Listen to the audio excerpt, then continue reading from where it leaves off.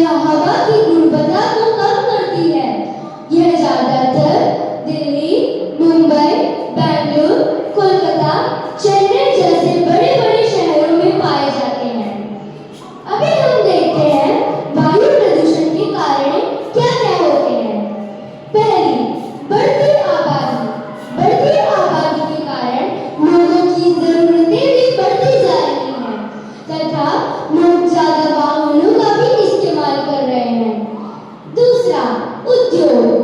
कारखाने और फैक्ट्री से निकलती हुई धुएं के कारण वायु प्रदूषित हो जाती है।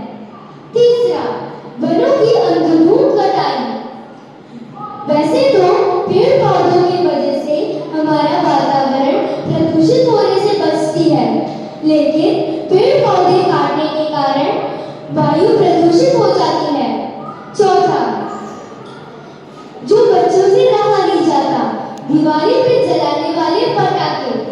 वैसे तो मैंने भी दिवाली के दिन पटाखे जलाए थे, लेकिन वह हमारे वातावरण को बहुत प्रदूषित करती है।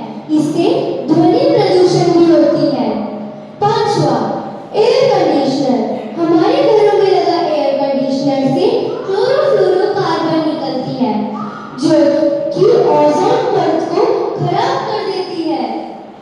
अभी वायु प्रदूषण के बहुत सारे दुष्प्रभाव भी होते हैं, जैसे कि carbon dioxide, carbon monoxide, nitrous oxide जैसे हानिकारक गैसेस वायुमंडल से हमारे फेफड़े में जाकर बहुत सारी बीमारियों का कारण बन सकते हैं, जैसे कि खांसी, सांसों से संबंधित बीमारियां, एलर्जी, अस्थमा, दिल की बीमारी, कैंसर, आंखों की बीमारी आदि। दूसरा, यह हमारे जीवन की गुणवत्ता को कम करती है और जीवन को छोटा बनाती है। तीसरा, global warming. Green house gases के कारण हमारी भूमि की तापमान बढ़ जाती है। गर्मी के कारण बर्फ पिघलकर कई इलाकों में पानी भर गया है।